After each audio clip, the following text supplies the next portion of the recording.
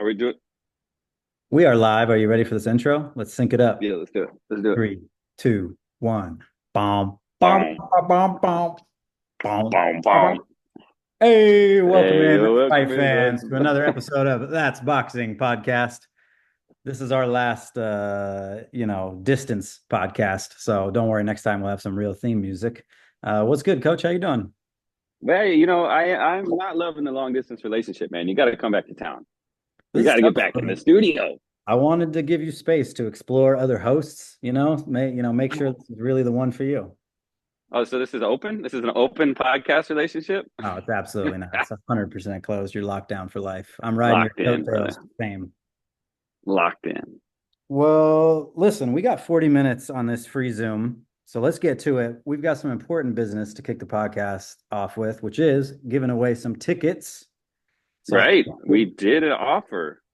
we did an offer, ringside seats if you're in the Portland metro area. And we got some great reviews. Really appreciate everybody jumping in, leaving us those 5 stars. If you're listening to this now, I'm sure we'll have more giveaways in the future, but hit that 5 star button, Apple Podcast, leave us a nice little review, help the algorithm Yeah. know that we're the best boxing podcast around.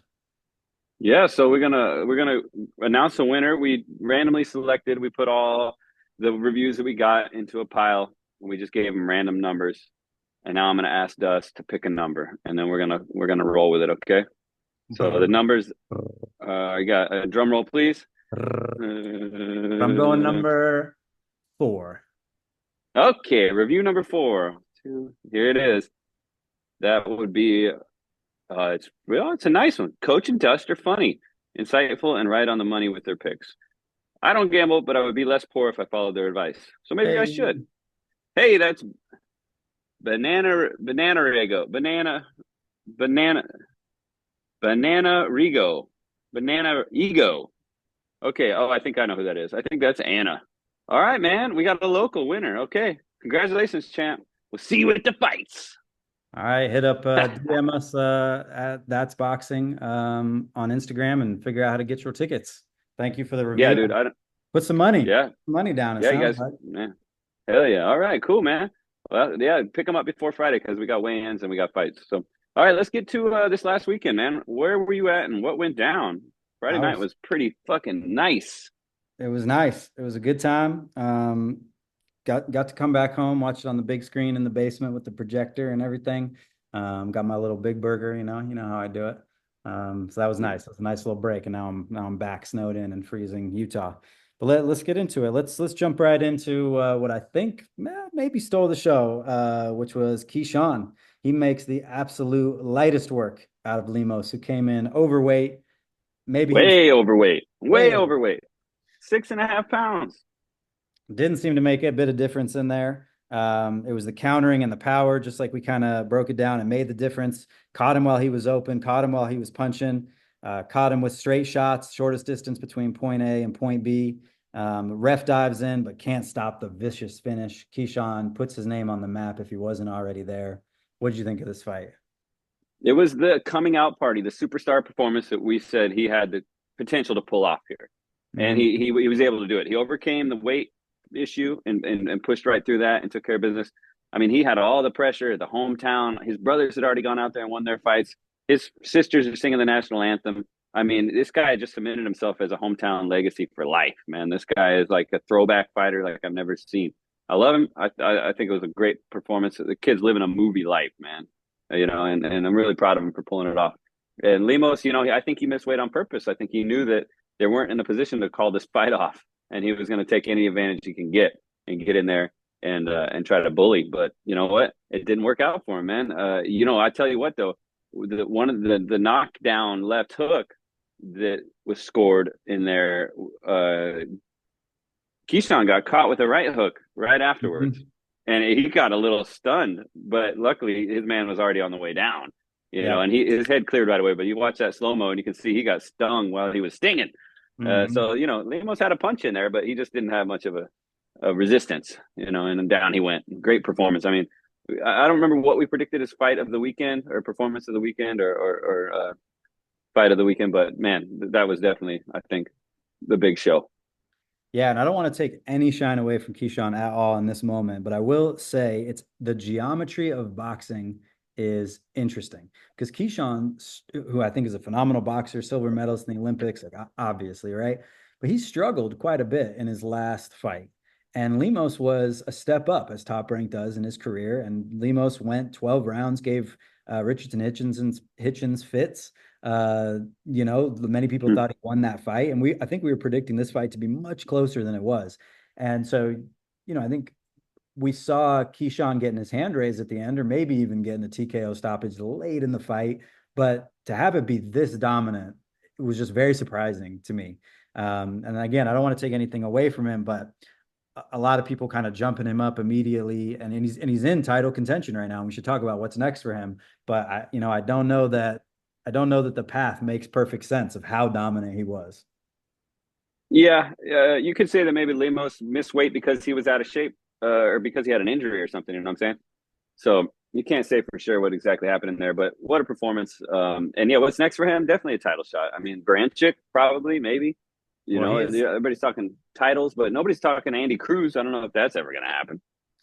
he's in line, like you said, for the WBC title shot against Brenchek, who upset Navarrete. He, of course, calls out Gervonta Davis, the money fight. A lot of people throwing cold water on that. I heard a lot of people saying they'd like to see him face Frank Martin. And if he beats Frank Martin, then you got that common opponent to say he's now ready for Gervonta Davis. But I think they're missing that they already have a common opponent, I believe, in Zepeda. Right? No, sorry. In who did they both fought Pedraza. And I believe Jose Pedraza. Pedraza Yeah. gets the knockout in the seventh round, and Keyshawn already got it in the sixth round. So Yeah. I I don't know. I don't think it's that crazy to see him in the ring with Tank. If anything, Keyshawn's kind of the fighter that Tank looks to fight. Not quite a name, but a big enough name to satisfy the fans, but still maybe someone developing or a little past where he's confident he's going to get the win. Obviously, he's very careful with his career. I could see that fight Yeah. happen next year. Yeah, maybe. I don't know. I don't see it yet, but we'll have to see. It's just certainly not next. Certainly not next. Let's get Keyshawn Davis into a good competitive title fight with a brand check or somebody, and then swing him around, and then we'll have a big money fight for him later. I could see that. Get a belt, fight Brenchek, and then see what's next. I love it. Well, right before that on the card, Abdullah Mason gets in there with Vasquez. Maybe the best 3 minutes of boxing this year. You think that round? Yeah, wow, that's the modern war, man. Hagler Hearns all over again. This guy's going down, that guy's going down. Who's going to make it to the end of the round? You know, it's hard to tell when they're both swinging so hard. But Mason got dropped, man. This is another young prospect who's touching the canvas. It's tough to see it. What went wrong? Yeah, so in the first round, three knockdowns, two of them were Mason.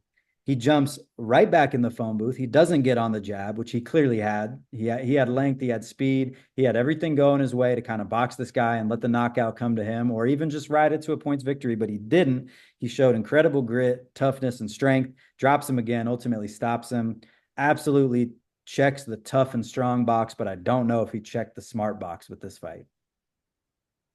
Yeah, was that smart? Was that luck? Was that just the dogfight that he came out on top of? You know, it's okay to get dropped. A lot of world class fighters have touched the canvas and gone on to have Hall of Fame careers. They won't be the only one to overcome that. And while he did get dropped, they look like flash knockdowns and nothing substantial. But it makes you wonder: was he cold?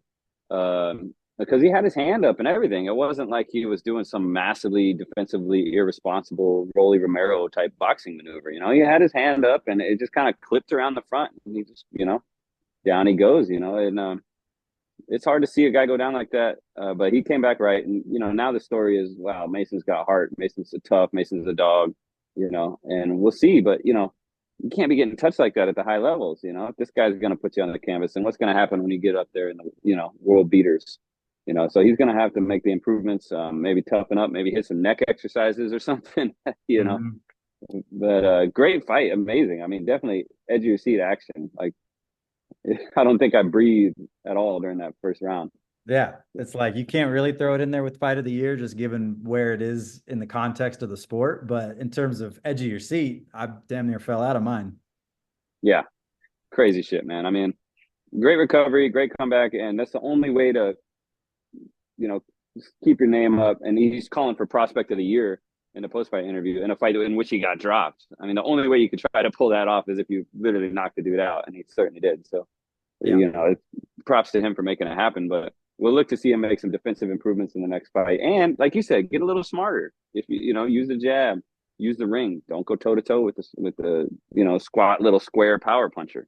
Yeah, man. Stop him in the third, stop him in the fourth. You don't have to do that in the first. Get your legs under you, literally, you know. Yeah, But amazing facts. fight.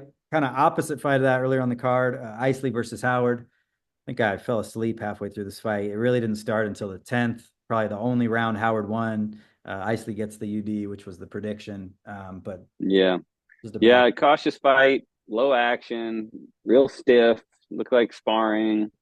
And then at the very end, Howard tried to turn it on, Yeah. um, and it just really wasn't. It wasn't great. Somebody's got to put on the stinker of the weekend, and those guys really just kind of cruised through and got it done. Did you see earlier in the card the guy have to get a haircut? Yeah. Deonda. I did see that. Yeah, they had the corner cam going during that, and his coach was hilarious. He was just like yelling, talking shit about the other fighter. He's a 4 round fighter. He's what did he say? I took some notes on this. He's a bum. He's a $500 fighter. Make him look like it. Whoop his ass. He's a bitch. Gotcha, bitch, and all this. Like you're finally on corner cam, or I don't even know if he knew he was on corner cam, but he's really going to show off and show out and show the world the caliber of coach he is and the true gentleman, the sweet science of boxing. This guy's just yelling in the corner like he's in the fucking crowd. He's ridiculous, terrible. And but his fighter did go on to win, so good. Yeah. I guess if that's what it takes to get you the W, for your As fighter. long as you back it up. And if they ever put a camera on you in the corner, I better hear you just talking all your shit. Just let it out. Everything. Yeah, dude. I just say the magic word, jab. Yeah. That's all I say. I just jab, tell the jab. Yeah, Well, man. And I watched all that whole card, man. I watched that whole card, all the Davis brothers. All morning. I didn't catch it till Saturday morning. That was my coffee time, and I watched the whole damn thing. That was a good card. great Real card. good weekend of boxing. And honorable mention earlier on that card, Keon Davis, the older brother, looked good in his pro debut. Kind of, I took a nose like he's got the Fundora frame at 147. He's long, man, long fighter. Right? Cool Yeah, to watch. yeah, yeah. It's good to see them all win, man. What a hometown show. In my Floyd Mayweather retrospective study, there was a time where he went back to Grand Rapids with his crew, and him and his uncles all fought on the same card. Ah, Just a family night, showcase the talent of the whole crew.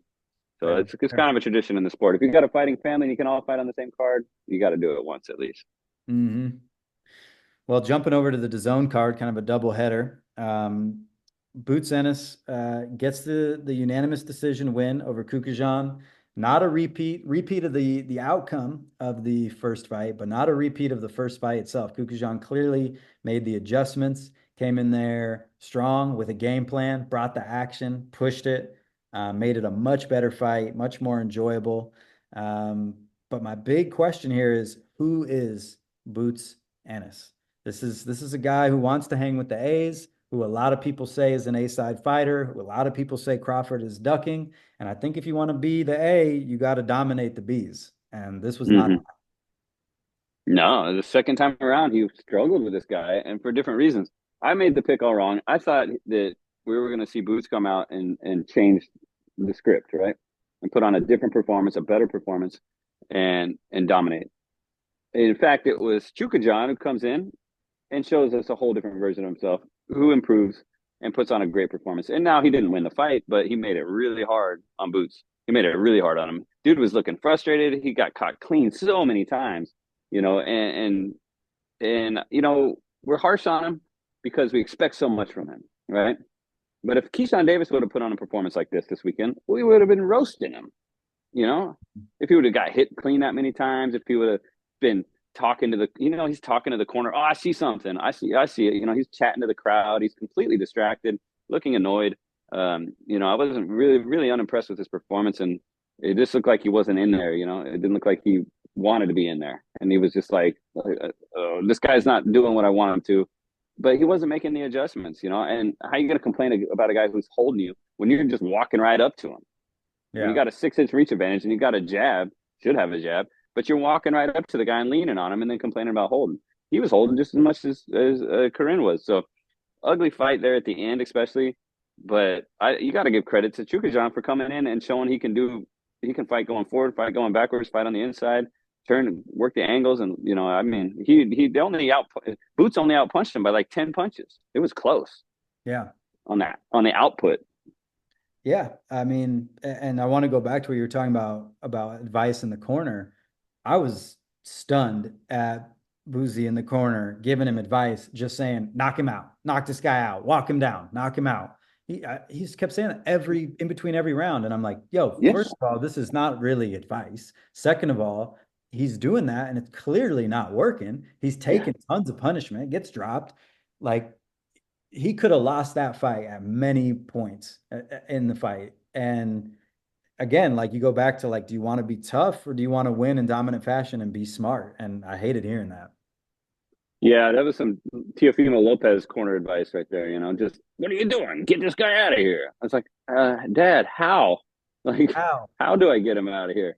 Yeah. Like, did you not work on any game plans? Oh shit, okay, he's not doing what we thought he did. So now we need to go work on this other thing that we talked about. What if he did now? So you got to step to the right to set up your right hand, or you got to work to the body to open up the head, or whatever it is, something. But it's an old adage in boxing: you don't look for the knockout; it will come.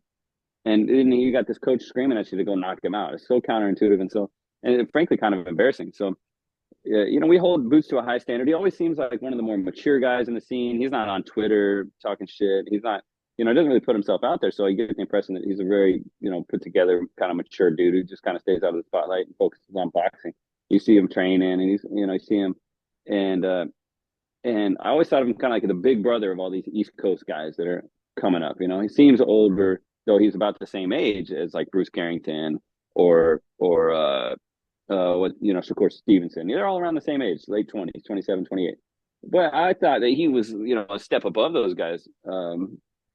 And this last fight showed me that he isn't, that he wasn't able to keep climbing and show that I'm the bigger brother here. I'm the most talented one. I'm the one that can adapt. He did have a very challenging opponent in front of him, right? And that's what he should have had. That's what they all should have, all these elite level guys. But he struggled, man. And you said he's a B level fighter. I agree, and if you can't handle the B's, what you going to do with the A's? I think Crawford, going to wipe the floor with that kid the way he performed. I agree with you. And you got Eddie Hearn jumping in there and saying, well, it wasn't a great performance, but that's because it wasn't a great opponent. And he couldn't, basically said, paraphrasing, he couldn't psych himself up for it. And if you put him in there with a great fighter, he'll be great too. And you hear that in all sports, not just boxing. And I always hate it. It always makes me cringe. If you're not Hagler, like training at the lighthouse, eating raw meat, convincing yourself that the person you're going to fight like killed your family, I don't know what you're doing, man. You're not in the Yeah, right mindset to be a competitor at that level.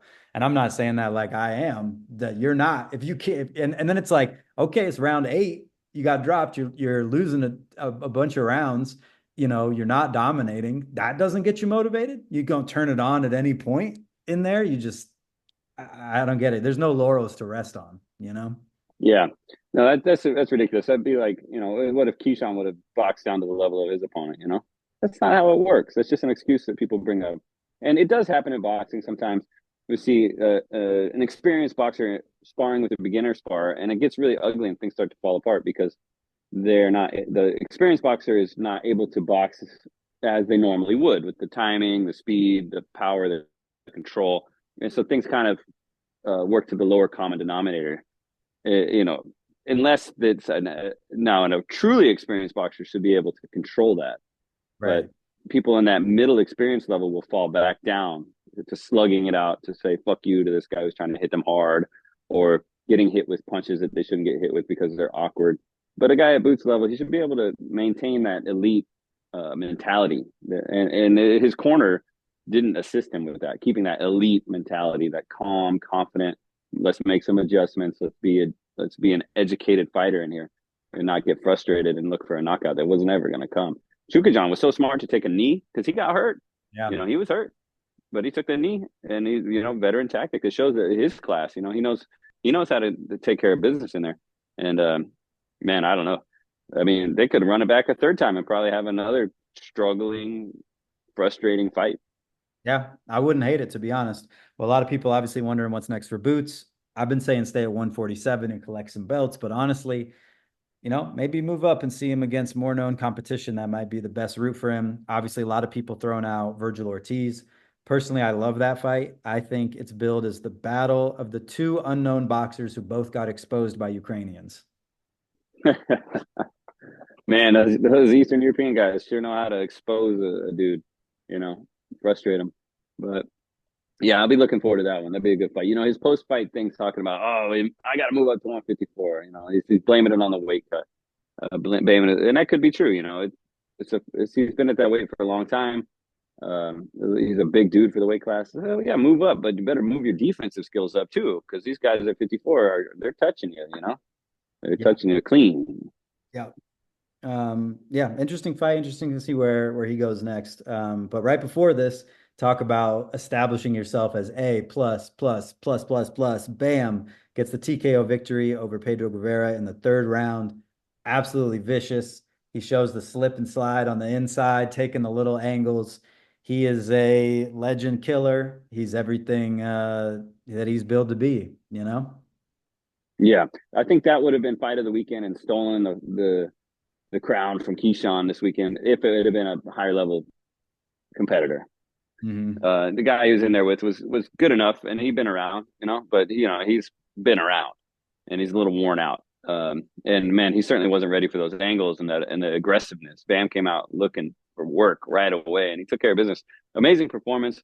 We want to see him back in there with somebody that's going to challenge him a little bit, take him a little bit further. But I mean, he can't say he did anything wrong. He did everything right. He made it look amazing. The footwork is unparalleled. Yeah, 100%. Well, we hit on 2 out of 3 picks. Don't hate me, but I did fade Ennis by decision. So Yeah, I was being a little cocky with that. Hey, quick disclaimer: we do not. I don't take our advice as like some serious shit. We're not responsible for your own betting. So if I say KO and I get it wrong, well, hey, it ain't got nothing. Your bet slip got nothing to do with me. Okay, I I'll might take get it wrong too. I responsibility. lost $1 on that bet. Okay, it's gone forever. A whole dollar. I take responsibility. Every pick I put out, I guarantee I put my money on it. I'm screenshotting all those picks. So we'll go broke You're gonna together or we'll get get rich together, either way. it. I did want to highlight though, I picked Bam by TKO. So this fight was so one-sided, picking the method of victory. You got the money line bet, then you got the method, and then you can be more specific, unanimous decision versus split decision, TKO versus KO. So I told y'all to take the TKO, and that's what it was. And the line was much higher on that. And I just thought this would be a good thing to highlight to kick it over to you to break down the difference between a TKO versus a KO victory. Yeah, that can get confused sometimes. A TKO and a KO. It really comes down to if so let's go through a scenario. We're boxing, me and you. You land a clean overhand right, and I get dropped. Boom. And I fall clean over. And the referee standing over me counting 1, 2, 3. And I get up, I make the count, but I'm wavering. And he says, walk to me and give me your gloves. And I'm just looking over his shoulder and I'm lost. They'll wave it off. And that's a TKO. Because the referee decided that I was not fit to continue, even though I was trying my best to. Right. Another example of a TKO: the towel gets thrown in by the corner, and they officially stop the fight. Oh, I didn't choose to stop; they chose. Okay, another one: the doctor official comes in. Oh, the cut. It's too bad it can't continue. It's a TKO. Okay, so a pure KO, just a regular old K and an O, is when my body is turned off and I can't even try to continue. It's not up to anybody else. There's nobody else controlling my fate. It's that classic knockout. I don't make the count. I didn't make the count.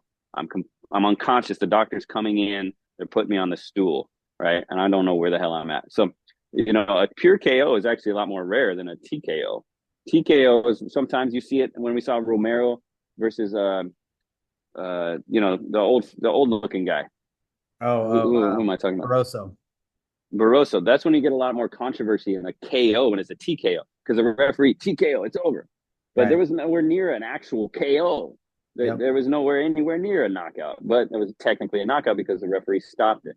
So you see a lot more TKOs and you see a lot more controversy around a TKO. but nobody can argue about a KO because it's just plain as day. Yeah, that's a great breakdown. And yeah, look for those in the lines. A lot of time you'll see the TKO with better odds, and it's like, well, if you think they're going to get stopped, it's more likely going to be a TKO than a KO. So there might be some value there. And that's kind of what I thought here, given that Pedro is a tough guy and was going to work to beat the count, but it was just going to be too dominant. The ref was going to say no mas. Yeah, that was a great pick. That was a really smart move there. And yeah, if you're thinking about this, you're making a bet on the fights this weekend, consider that as you go in with your money and what TKO means and what KO means. Also on the card, Ford, talking about the geometry of boxing and sometimes how matches are a lot more one-sided than you think.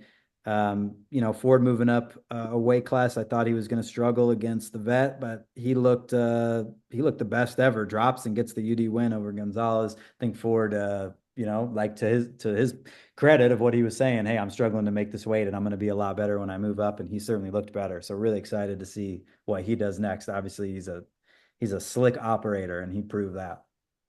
Yeah, he had a great performance.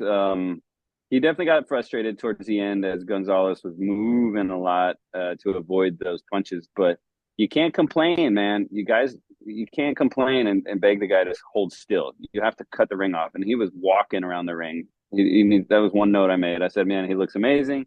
His punches are so sharp. He looks great at this weight, but he needs to work on his footwork to cut the ring off. Mm-hmm. You can't just walk around. I mean, literally left, right, left, right, left, right, walking across the ring like you're at the grocery store. Like, that's not how boxing works. Okay. That's what Boots was doing to Chugajon in their first fight. And that's why he was never able to corner him. So Right. come on, quit walking around in there, man. You gotta stalk him. You gotta watch some Triple G footage. Watch some Julio Cesar Chavez Sr. Watch how these guys cut the ring off and apply pressure. But that's the only thing he was missing was the finish. And you can't blame it on the guy wasn't willing to fight, so I couldn't stop him. That's not how this works, man.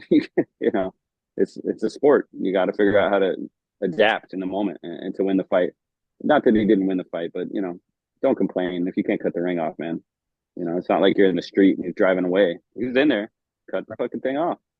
That's a great point. If I had to list like every boxing skill, like the most advanced to the most entry level, I think the very top of the mountain for me would be the ability to put a guy in the corner or basically put a guy in a position where you can then plant and throw power, cut the ring off, put him in that position and get your power off. Because you see boxers who are great. I mean, very, very, very good, but then lack that skill. We saw Tiafimo lack that skill, chasing a dude around the ring, right? Tiafimo's great, but he doesn't have that last little piece, or he didn't in that fight.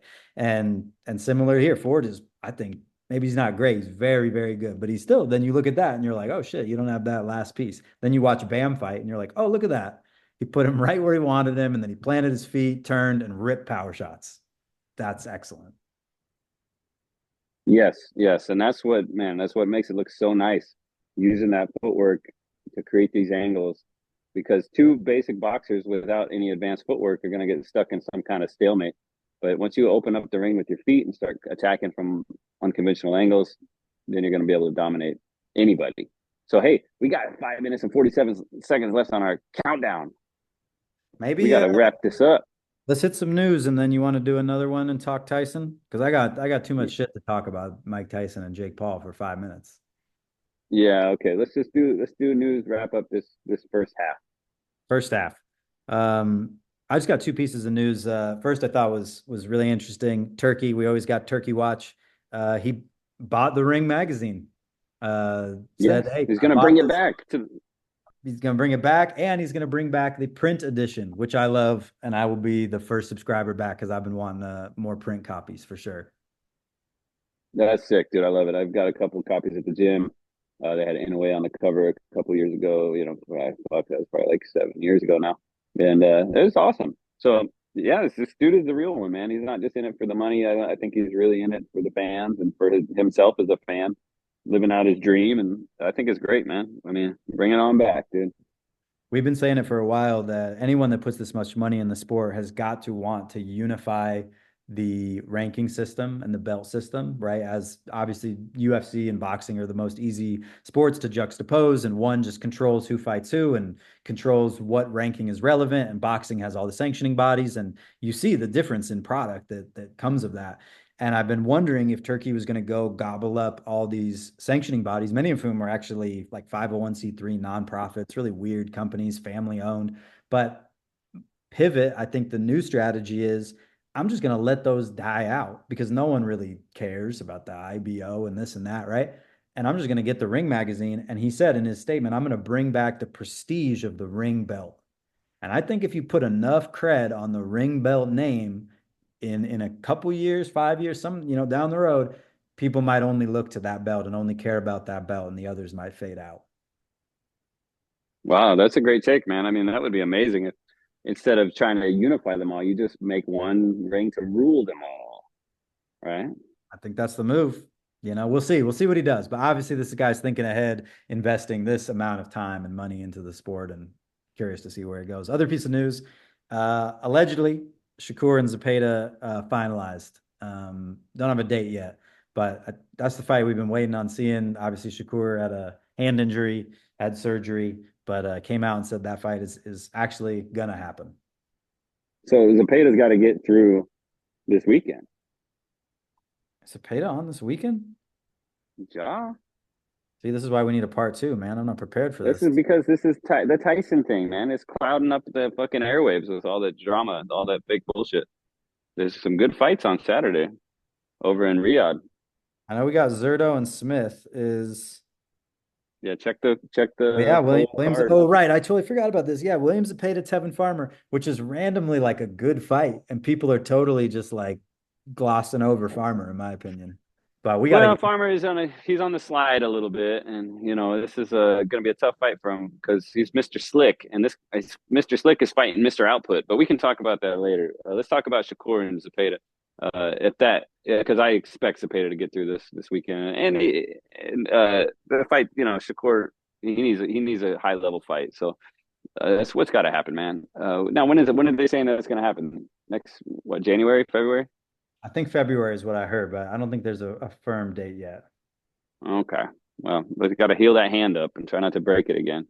Hmm. But at this point, man, I'm favoring Zapata. I'm favoring these pressure fighters, these volume punchers, kind of overwhelming these slicker boxers.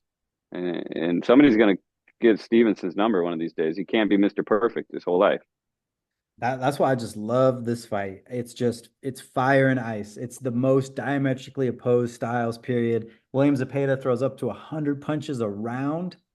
And you got a guy like Shakur who you know what he can do. What does he do with that? How much can you stay on the back foot? How much can you turn him? How much can you get him out of his rhythm? Whose fight are we gonna fight?